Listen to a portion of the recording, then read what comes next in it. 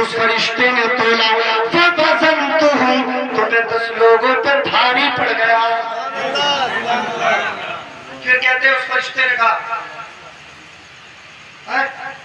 پھر اس فرشتے نے کہا کہ اب ایک پلے میں انہیں رکھو اور دوسرے پلے میں ان کی امت کے 100 لوگوں کو رکھ کے تولو. تو کہتے ہیں اس فرشتے نے تولا, جب مجھے تولا تو بسنت ہوں تو میں 100 لوگوں پہ بھی بھاری پڑ گیا. پھر اس فرشتے نے کہا اب ایک پلے میں انہیں رکھو, ایک پلے میں ان کی امت کے 1000 لوگوں کو رکھو. کہتے ہیں اس فرشتے نے ایک پلے میں مجھے رکھا, دوسرے پلے میں میری امت کے 1000 لوگوں کو رکھا. اور 1000 لوگوں کے مقابلے میں تولا فبسنت ہوں تو میں 1000 لوگوں پہ بھی بھاری پڑ گیا. واللہ لو وزنتہ عن جمیع امتہ لوزنہا. اے فرشتے اب انہیں چھوڑ دو, اللہ کی قسم اگر ایک پلے میں تم محمد کو رکھو گے اور دوسرے پلے میں ان کی ساری امت کو رکھو, انہیں تولو گے, تب بھی محمد عربی ساری امت پہ بھاری پڑتے ہوئے نظر آئے گے. اعلیٰ حضرت فرماتے ہیں یا رسول اللہ, اعلیٰ حضرت فرماتے سب سے اعلیٰ و اولیٰ ہمارا نبی, سب سے برتر و بالا ہمارا نبی, خلق سے اولیاء, اولیاء سے رسول, اور رسولوں میں اعلیٰ ہمارا نبی. سب چمک والے اجروں میں چمکا کیے, اندر شیشوں میں چمکا ہمارا نبی, اور سارے اونچوں میں اونچا سمجھئے جسے ہے اس اونچے سے اونچا ہمارا نبی. ان پہ بھاری پڑ گیا. چینل ہے کیا آپ کو کوئی کس نام حضور نے ساری باتیں بتائی صحابہ کی موجودگی میں. حضور نے صحابہ کی موجودگی میں بتائی تھی. یہ مقدس علماء حضور کے غلاموں کی موجودگی میں وہی باتیں بتاتے ہیں.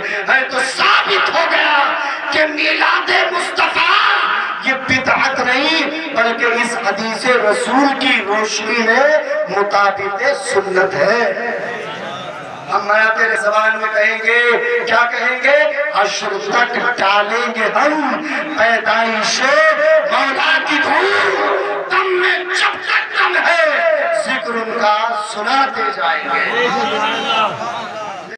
نظر کو جھکا کے ادب کے ساتھ درود شریف پڑھتے ہوئے, کلمہ شریف پڑھتے ہوئے, سبحان اللہ الحمدللہ پڑھتے ہوئے, حضور کے جلوس میں نعتیں پڑھتے ہوئے, علماء کے بیانات سنتے ہوئے چلنا, اور دل ہی دل میں دعا کرتے رہنا, اے اللہ میلاد مصطفیٰ کے صدقے مجھے مسجد کا نمازی بنا دے, اے اللہ مجھے دین کا غازی بنا دے, اے اللہ مجھے خانہ کعبہ کا حاجی بنا دے,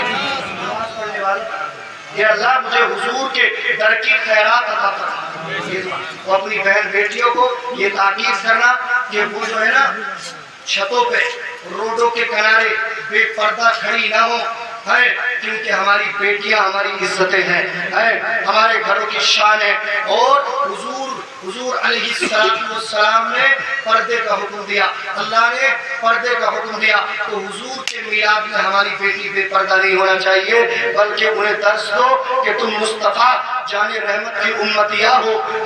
مصلی بچھا دو گھروں میں, قرآن کھول لو اور کلمہ پڑھو, درود پڑھو, قرآن پڑھو, اور ماں ہاتھوں کو اٹھا کے عرض کرے اے اللہ مصطفیٰ کے میلاد کے صدقے میرے بیٹوں کی روزیوں میں برکت عطا فرما دے. بہن دعا کرے اے اللہ مولا میرے بھائیوں کی عزت کی حفاظت فرما. بیوی دعا کرے اے اللہ تجھے قرآن کا واسطہ برکت فرما دے. جانے رحمت پہ لاکھوں سلام, شمع بز میں ہدایت پہ لاکھوں سلام, شمع بز میں ہدایت پہ لاکھوں سلام. شہریار ایران تاجدار حرم, شہریار ایران تاجدار حرم,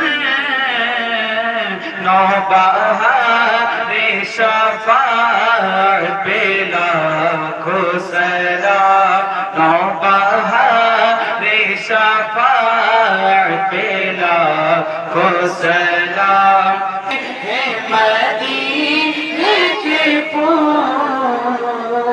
کربلا تیری قسمت پہ لاکھوں سلام، کربلا تیری قسمت پہ لاکھوں سلام، جس نے بد مذہبوں کے کیلے ڈھا دیے، جس نے بد مذہبوں کے کیلے ڈھا دیے،